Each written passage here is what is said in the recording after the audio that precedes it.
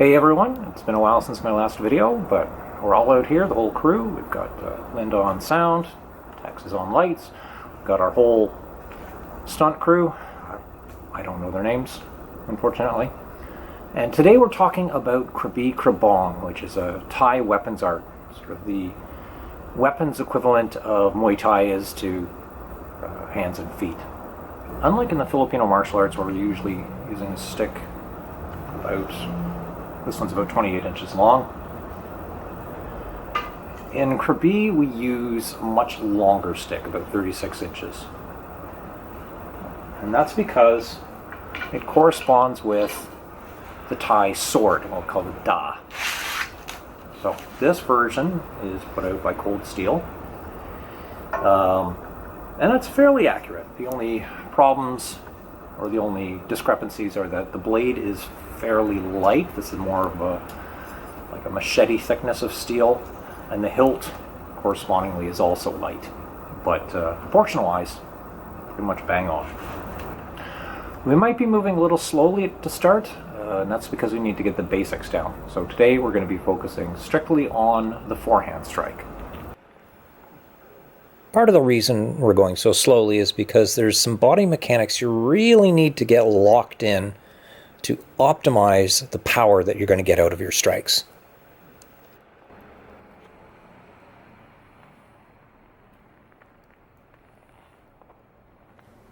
Step 1, the guard position.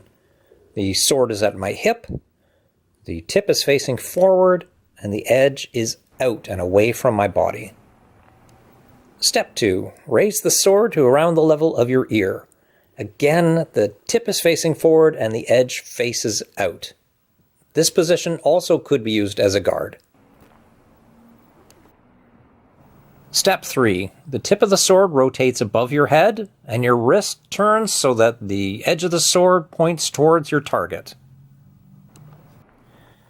And step 4, turn the sword edge out and bring the sword back to your hip for the original starting position. I'm exaggerating my motions in this clip for two reasons. One is I want you to get a good look at those 4 steps that we were just talking about. And number 2, the tip of the sword, you need it to point forward as much as possible. So step 1, it's pointing forwards. Transition to step 2, it's pointing forwards. And after I've struck in step 3, as soon as possible, I get that tip pointing forwards again.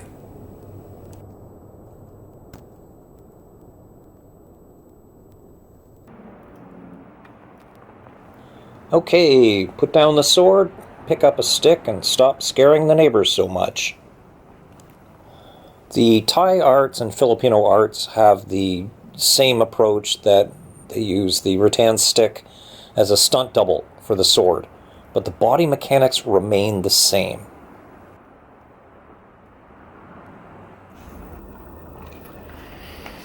In our knees, when we're gripping the stick, it's like this, towards the butt end of it. And there's a lot of discussion as to how much, what we would call a puño, the fist. There's a lot of discussion as to how much to leave. Some people want it flush, some people want a little projection, some people are very comfortable with a lot. Opinions vary. In Krabi, we have a long projection, which corresponds with the hilt of the sword. When we're holding them up side by side, you can see there's a big discrepancy. But in terms of where the tips are, pretty much the same. Blades aren't that different, it's just the hilt that makes the difference. I've been showing everything on the right side, but you're going to need to practice this on your left hand as well, so that you've got that dialed in for when we pick up double sticks. I'm going to harp on keeping the points of your sticks or swords forwards as much as possible, because you need to have that ongoing threat to keep your opponent from closing the gap. You'll get a better idea of what I'm talking about looking at it in profile. Another thing to keep in mind that's sort of essential to double sticks or double swords in Krabi is while one weapon is striking, the other one is prepping for the strike. So you've always got something in reserve.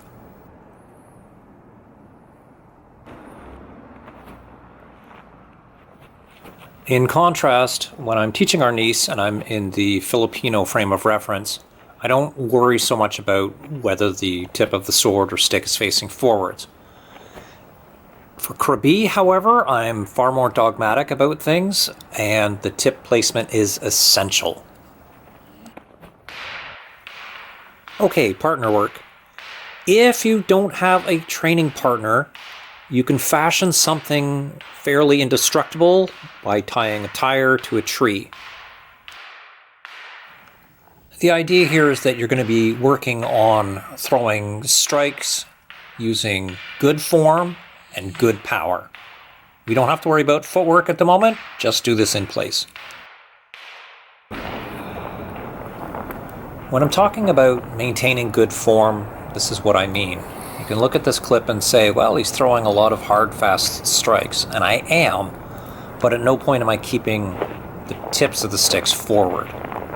I'm hitting hard and fast, but I'm just helicoptering my sticks here. Slow down, get it right, then you can speed up. I hope you really enjoyed that. I hope you got something out of it. I'm going to be doing a lot more of these videos on Krabi Krabong because there seems to be a genuine interest in it and not that much good information out there. So let's fill that gap. All right, see you next time.